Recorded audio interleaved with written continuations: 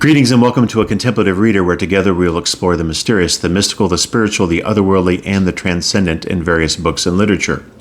Today, in honor of my 56th birthday, I'll be going through 56 of my oldest and most valuable comic books in my collection. But it's not just my collection. I share this comic book collection with my son, Jason. His birthday is also this month, so we will be going through our collection together. We'll be going through it in alphabetical order as well by the title of the comic. So first we have Action Comics number 304 from September of 1963.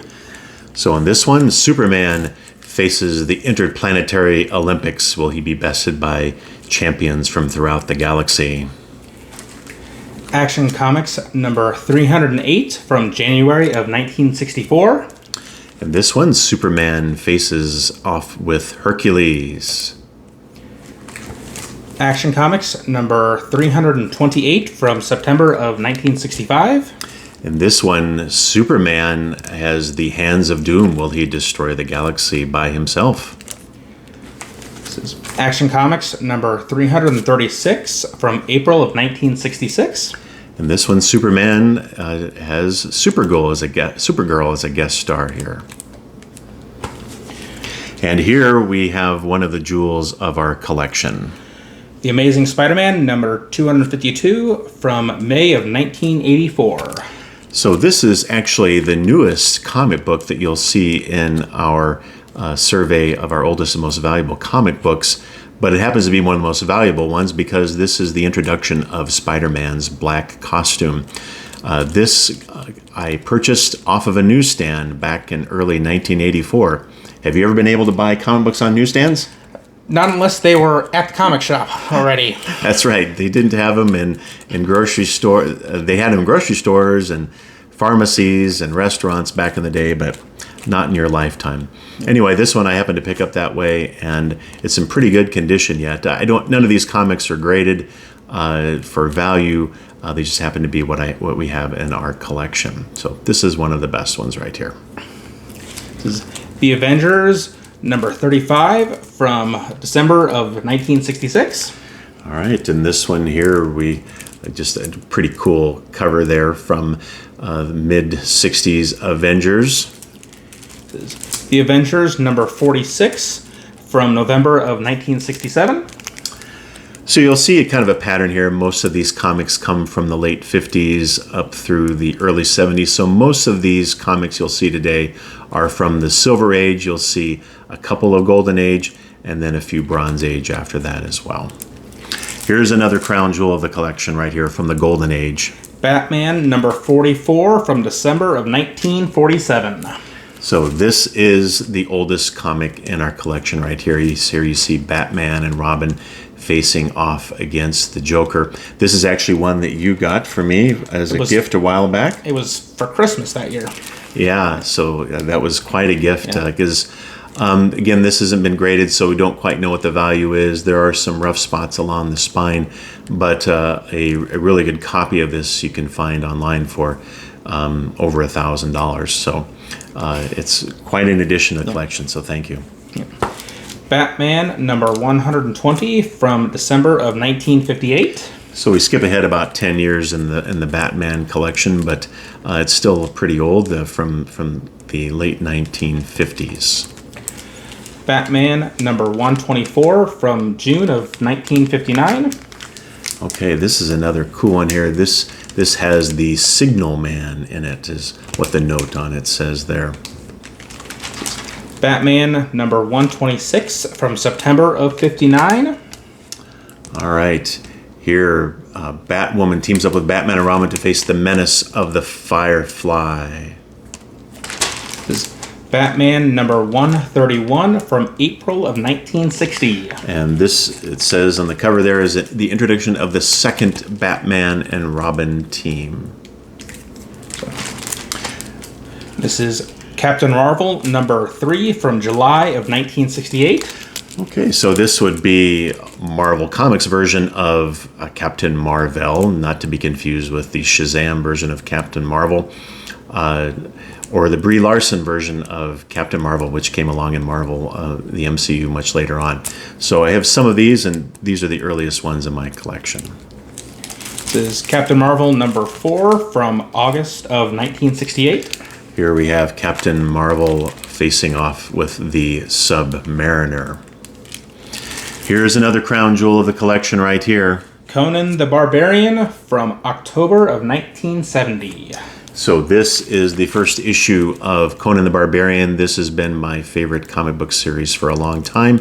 This is actually the comic that would have been on the newsstand when I was born. As again, the date is October of 1970, but it was actually released on July 21st of 1970, which is common in comic book releases. The date it is actually released predates the date on the cover by a few months typically. I picked this one up in the early days of eBay back in the late 1990s. You could find a lot of great deals on comic books when eBay was first getting started, so I think I picked this up for like $20 or $30. And there was actually even a misprint in the listing. It said that there was some damage to it, but I've looked through the copy of it, and it's in great condition. So this one is also, I think, worth quite a bit of money, and it's great because Conan is probably my favorite comic book character as well. Yep. This is Conan the Barbarian number 2 from December of 1970. So it is my goal to eventually get all 270 issues of that first run of Marvel Comics Conan. I'm well over halfway, thanks in part to you. You've gotten me some of them over the years. But I have the first several, so we'll just show you the first few right now. This is Conan the Barbarian number 3 from February of 71. So here Conan faces against the grim gray god. I just love these covers. We're going to skip ahead now. This is Conan the Barbarian number 23 from February of 1973. So I have several issues in between issue number 3 and issue number 23, but I wanted to pick this one out because this is the first issue featuring Red Sonja. So this one also is a pretty good copy to get if you can lay your hands on it. This is Daredevil number 19 from August of 1966. All right, here Daredevil faces against the underworld. This is Daredevil number 23 from December of 66. Daredevil goes wild, it says on the cover. This is Daredevil number 34 from November of 67. Here Daredevil faces off against the Beetle. Here we're getting back into Batman. This is Detective Comics. This one is from 1964. It's issue number what? This one is... I'm not totally sure where on there. It's up here. In the there corner. it is. That blends 323. Kind of hard to see there. Here we have Robin riding an elephant on the cover. This is kind of the goofy era of Batman a little bit. Back in the 1960s, the Batman TV show was going on well before the 1980s darker version of Batman came along. This is Detective Comics number 375. This one's from May of 68. There, another example of mid-60s Batman. This is Detective Comics number 379 from February of 68. There you go. Now we're going to move on to another of my favorite superhero teams this time. This is the Fantastic Four, number 23, from February of 1964. Here the Fantastic Four face the master plan of Doctor Doom. This is the Fantastic Four, number 27, from February of 64.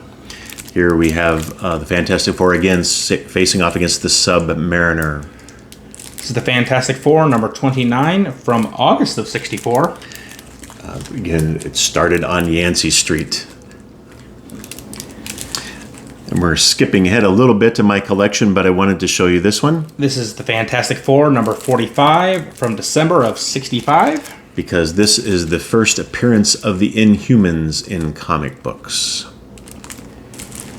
This is Forbidden Worlds, number 62, from January of 1958.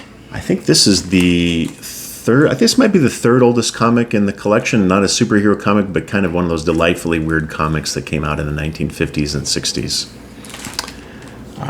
This is Godzilla, King of Monsters, number 1 from August of 77. This is also a quite valuable comic. I looked this one up before we started. You picked this one up. Yep. Yeah, you bought this one in the store? Within the past year, so yep. Yeah, so this is a pretty cool one. It's in great shape, too. And Godzilla is love of Godzilla is something that you and I have shared over the years, movies and comics. This is the Invincible Iron Man, number 6 from October 1968. All right, so this is not the first run of Iron Man in comics, but this is the first one with his own title, Invincible Iron Man. And here he's facing off against the Crusher. This is Journey into Mystery with the Mighty Thor, number 111 from December of 1964. So again, Thor originally did not have his own title. He started off in the ongoing series called Journey into Mystery. This is kind of a beat-up copy of it, but I looked this one up. If this would have been in better shape, this would be worth quite a bit of money. This is Journey into Mystery with Thor, number 122 from November of 1965. I love this cover. It says, where mortals fear to tread. And you've got King Odin there on his throne. This is Journey into Mystery with Thor, number 124 from January of 1966. And here Thor faces off against Hercules. So this, again, was issue number 124. Issue 126 is when the switch happens where it's no longer Journey into Mystery with Thor, but instead it is the Mighty Thor. This is number 127 from April of 1966. So again, this would have been the second issue where Thor had his own title, and they just kept the number sequencing instead of starting over the number. Again, a great cover there with Odin, the hammer, and the Holocaust. Odin and Thor there on that wonderful cover. This is the Mighty Thor, number 128 from May of 1966.